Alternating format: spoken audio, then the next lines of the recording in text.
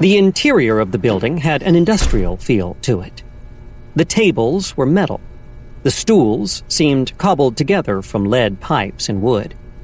Tin sheeting adorned the walls, hunks of it cut away to make room for doorways and bars. Amidst the rough decor, there were still only hints as to the establishment's true purpose. Colorful lights ran along nearly every surface, unlit, but still noticeable to the keen eye. An enormous slab of wood elevated an open area 3 inches up from the concrete floor. The giant speakers near it, almost, but not quite, concealed from view. The truly experienced partier would notice a few holes drilled in the upper part of the sheeting just above the wooden slab, the perfect size for a fog machine to spray its contents on the area below. It was a contrast of joy and efficiency, of work and play. It had definitely been constructed by Herschel and Roy's father.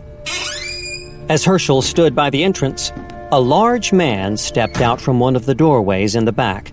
He was close to 7 feet tall, his arms thicker than a bodybuilder's legs, his legs closer to steel beams than human limbs.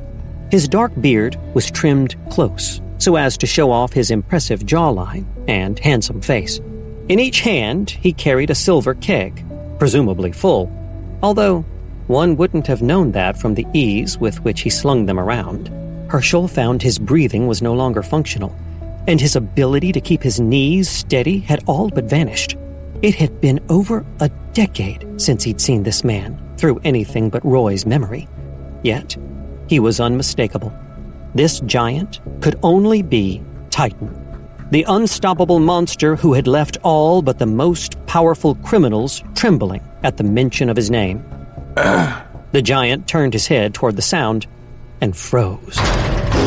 Any beer inside the now dented kegs would be undrinkable for days. He stopped, only a few inches from Herschel's still somewhat shaky form.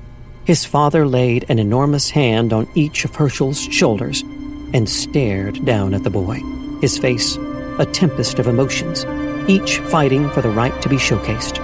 Son. Ow, ow, ow! Herschel's punch to his father's jaw was a futile gesture. Most heroes couldn't have put down this powerhouse. Still, sometime later, when Roy finally regained control of the body, he would look back on this memory and, despite all the other negative emotions that would be rolling through him at the time, feel a tremendous sense of brotherly pride.